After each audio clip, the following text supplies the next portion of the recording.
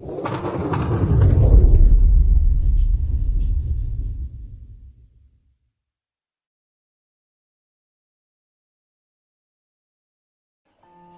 must get rid of the last vestige of the old idea that there is a deity whose will it is that you should be poor, or whose purposes may be served by keeping you in poverty.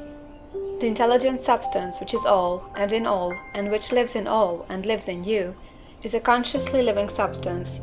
Being a consciously living substance, it must have the nature and inherent desire of every living intelligence for increase of life. Every living thing must continually seek for the enlargement of its life, because life, in the mere act of living, must increase itself.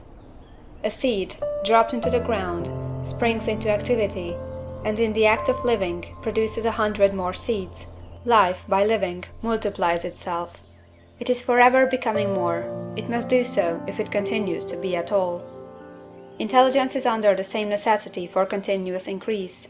Every thought we think makes it necessary for us to think another thought.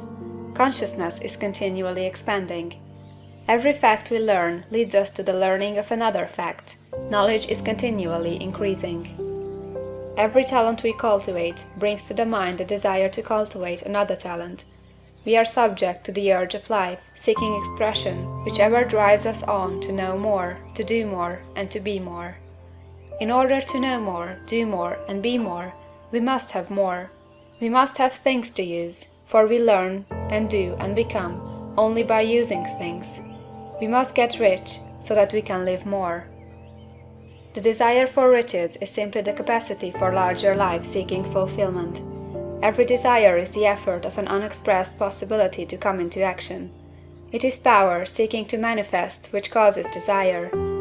That which makes you want more money is the same as that which makes the plant grow. It is life, seeking fuller expression. The one living substance must be subject to this inherent law of all life. It is permeated with the desire to live more. That is why it is under the necessity of creating things. The one substance desires to live more in you, hence it wants you to have all the things you can use. It is the desire of God that you should get rich. He wants you to get rich, because he can express himself better through you if you have plenty of things to use in giving him expression. He can live more in you if you have unlimited command of the means of life. The universe desires you to have everything you want to have. Nature is friendly to your plans. Everything is naturally for you. Make up your mind that this is true. It is essential, however, that your purpose should harmonize with the purpose that is in all. You must want real life, not mere pleasure of sensual gratification. Life is the performance of function, and the individual really lives only when he performs every function, physical, mental, and spiritual, of which he is capable, without excess in any. You do not want to get rich in order to live swinishly, for the gratification of animal desires. That is not life.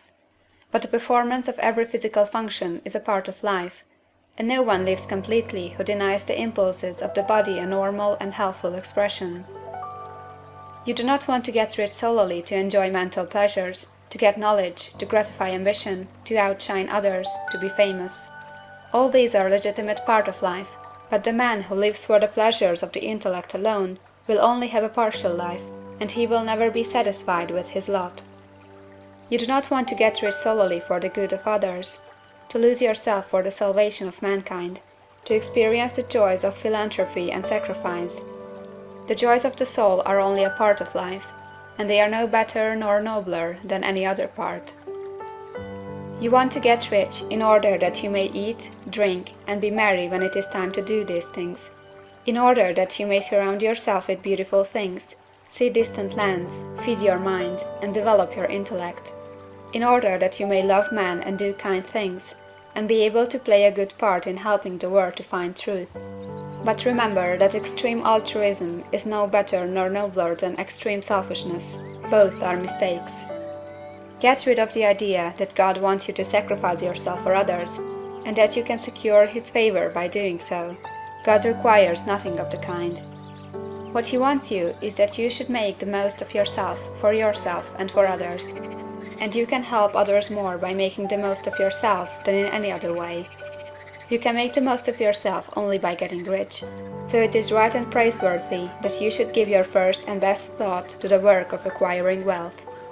Remember, however, that the desire of substance is for all, and its movements must be for more life to all. It cannot be made to work for less life to any, because it is equally in all, seeking riches and life. Intelligent substance will make things for you, but it will not take things away from someone else and give them to you. You must get rid of the thought of competition. You are to create, not to compete for what is already created. You do not have to take anything from anyone. You do not have to drive sharp bargains. You do not have to cheat or to take advantage. You do not need to let any man work for you for less than he earns. You do not have to covet the property of others or to look at it with wistful eyes. No man has anything of which you cannot have the like, and that without taking what he has away from him. You are to become a creator, not a competitor. You are going to get what you want, but in such a way that when you get it every other man will have more than he has now. I am aware that there are men who get a vast amount of money by proceeding in direct opposition to the statements in the paragraph above, and may add a word of explanation here. Men of the plutocratic type, who become very rich, do so sometimes purely by their extraordinary ability on the plane of competition, and sometimes they unconsciously relate themselves to substance in its great purposes and movements for the general racial upbuilding through industrial evolution. Rockefeller, Carnegie, Morgan, and others have been the unconscious agents of the supreme in the necessary work of systematizing and organizing productive industry, and in the end, their work will contribute immensely toward increased life for all. Their day is nearly over. They have organized production, and will soon be succeeded by the agents of the multitude, who will organize the machinery of distribution.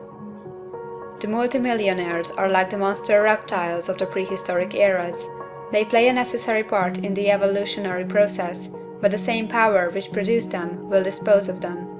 And it is well to bear in mind that they have never been really rich.